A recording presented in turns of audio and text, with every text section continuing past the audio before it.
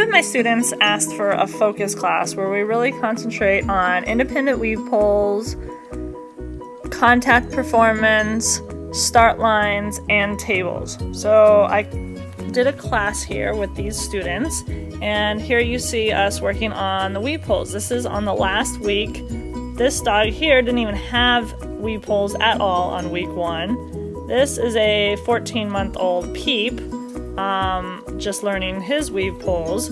So all these guys worked on cross behinds, sending, recalls, run-bys, anything that they could on weave pulls. And this is the little test that we did, 90 degrees out of the tunnel on week 10. As you can see, everybody's doing it super good and has improved big time.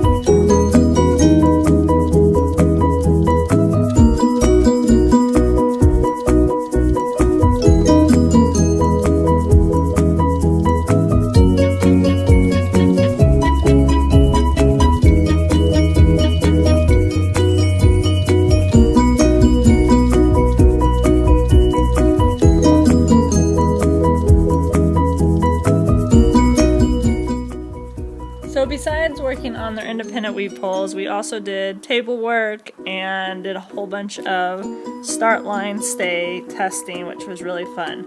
We also did contact performances. A few of them were really slow, a few of them didn't stop, a few of them didn't understand their 2-on 2-off contact performance.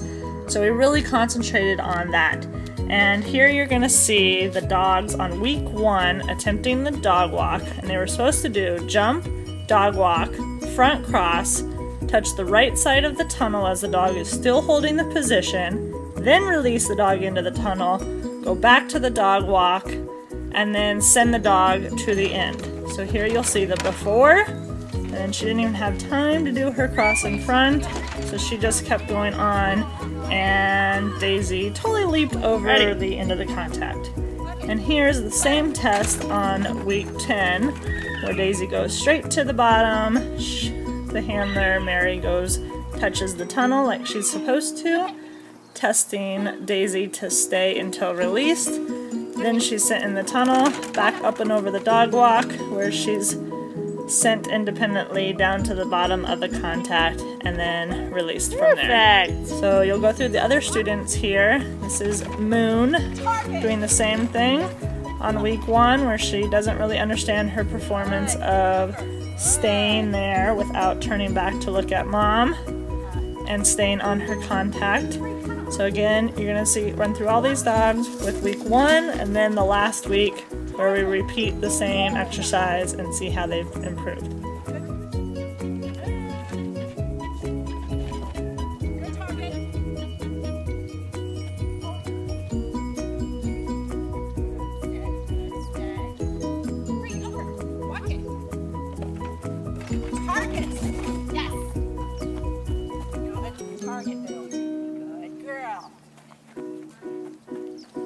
So even with the same drive and enthusiasm, Moon holds her position much better, waits for mom to do everything she needs to do before she releases her, still flying over the dog walk, gets into position, super happy, and waits for her to catch up to her. Awesome job, Moon.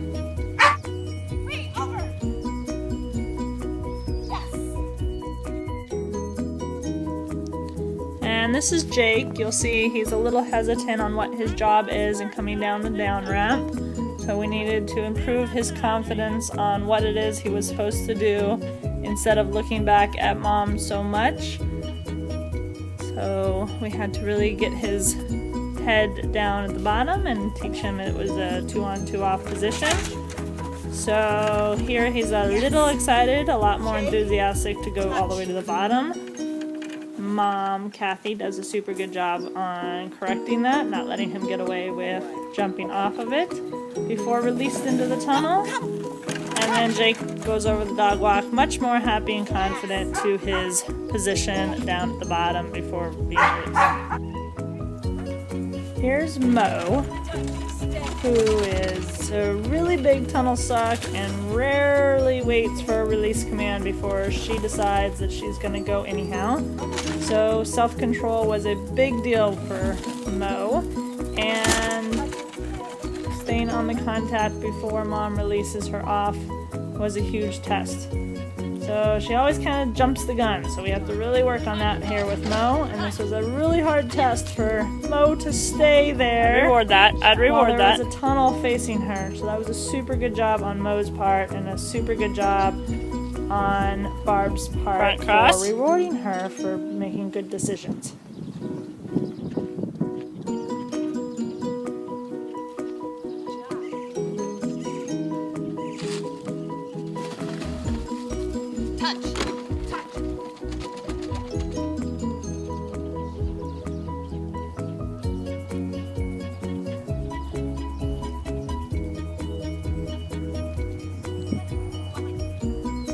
So here's Jack, who's a little more experienced agility dog, but he is a creeper and then a lunger. So he kind of creeps down and then occasionally lunges over the whole contact zone. So he's pretty much going to be a forever contact reinforcer, but over the session he was improved greatly on speeding up his contact. Although not the best example there, he was doing it much better than this. But we really had to work with his nose down and getting down there.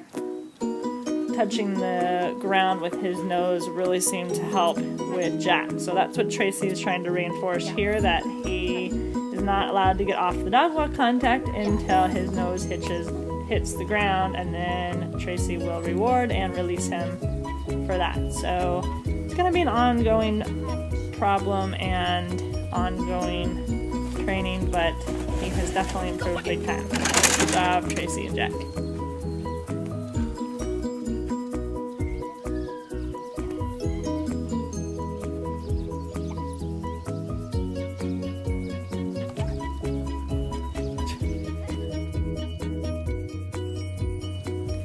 Alright, this is Snickers.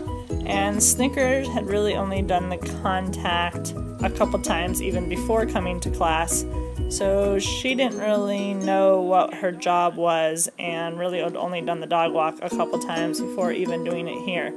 So the fact that she even was going up it was super good, especially when her mom was in the way. But over the class she has really improved on what her contact performance was, as you will see, because Joan is a super good trainer, very consistent, and Snickers is super smart, willing to learn dog. So combination was highly successful.